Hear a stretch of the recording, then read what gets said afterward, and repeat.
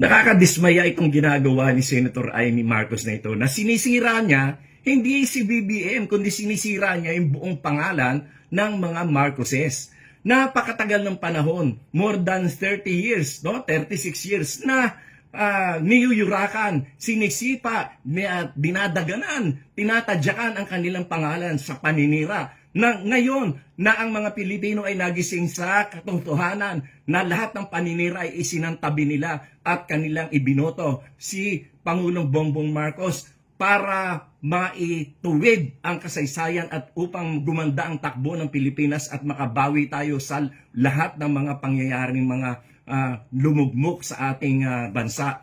Ngayon ay sinisira niya. Sinasabi pa niya na nag-drug user daw si BBM at yang kaya pinakasalan ni Lisa ay upang maging matuwid ang kanyang buhay. Napakalaking kalokohan yan. Huwag nating maliitin ang pagmamahal ni First Lady Lisa Araneta Marcos kay Pangulong Bongbong Marcos, sapagkat noong panahon na yon ay dapang-dapa sila. Talagang kanyang minahal ang ating Pangulo noong panahon na hirap sila. Noong panahon na niyuyurakan at tinatadyakan ang kanilang pangalan. At noong panahon na yon ay wala sa posisyon si Pangulong Bongbong Marcos. Noong pinakasalan siya, nilalait pa niya, panlalait pa yung ginagawa ni Senator Amy Marcos. Nasaan naman ang kanyang utak? Sana napunta ang utak mo, Amy? Kaibigan kita pero hindi ganyan dapat ang ginagawa mo. Sinisira mo yung pangalan ng buong pamilya nyo. Oh, bakit? Kasi meron ka nahuhulinigan na yung iyong badman dyan sa DPWH ay malapit na raw kumanta. Sa aking pagkakaalam, sa mga media circle, ay malapit na kumanta yung iyong bagman dyan sa Ilocos, yung mga DPWH projects na yan. At sa aming narinig din na si Diskaya pala ay contributor sa campaign mo, na donors mo rin sa campaign mo. At yung hindi ka napagbibigyan doon sa mga pwesto na gusto mong ipa-appoint. Kaya ikaw ay galit na galit sa iyong kapatid. Pero kung galit ka sa kapatid mo, dapat ay yan ay ipaglihim nyo lang sa inyong pamilya. Huwag mo idamay ang mga Pilipino, huwag mo idamay ang Pilipinas. Gayon maninira ka, magdi-destabilize ka ng gobyerno. Sino pinapahirapan mo? Ang mga Pilipino. Yan ba ang dapat mong gawin? Dapat mo ba sirain ang ating bansa? Mag-isip-isip ka, Amy. Nasaan ang utak mo?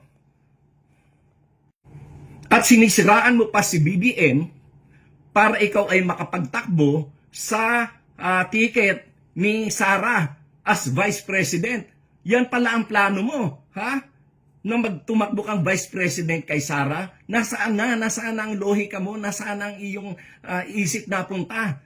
Ha? Kinakampihan mo ang mga mamamatay tao, ang mga magnanakaw, ang mga korap. Hindi lang korap na sobrang corruption ang ginawa niyan din lang sa flood control project. Kung hindi pa dahil kay BBM, hindi mabubunyag yan.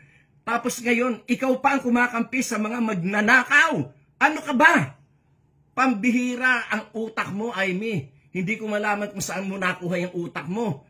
Si Sara, walang kapanapanalo yan sa pagka-presidente. Kayo lang ang nagsasalita ng ganyan sapagkat kinukondisyon yung isip ng mga Pilipino. Dahil takot na takot kayo, takot na takot ang mga Duterte at ang kanilang mga tauhan na sangkot sa mga corruption. Takot na takot kayo na kayo ay makukulong na. Kaya yan ang inyong pinagsisintir. Kaya kayo ay kinakalaban at binabagsak nyo ang gobyerno ni BBM. Hindi kayo mananalo sapagkat nasa likuran ni BBM ang milyon-milyon na mga Pilipino na naniniwala na ang buhay natin ngayon ay mas maganda at mas may tinatahak na direksyon kaysa naman nung nakaraang panahon na wala talaga, na wala, sabog-sabog lahat.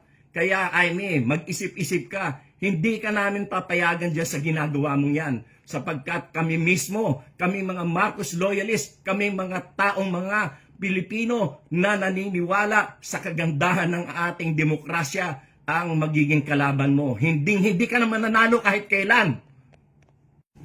Gusto niyong pag-resign si BBM? Iilang piraso lang naman kayo na nagsasabi niyan. Takot na takot kasi kayo na malapit na kayong makorner, malapit na kayong makasuhan, malapit na kayong makulong. kayo na mga kalaban ng politika sa administrasyong BBM.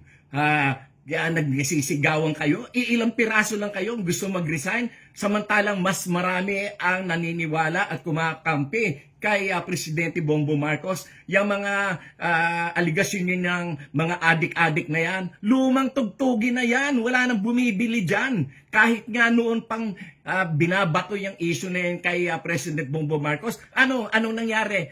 For the first time, a majority elected president ang ating naihalal for the first time. At for the first time, nagkaroon ng boto na pagkarami-rami ng 31 million plus. At yan ay kauna-unahang nangyari.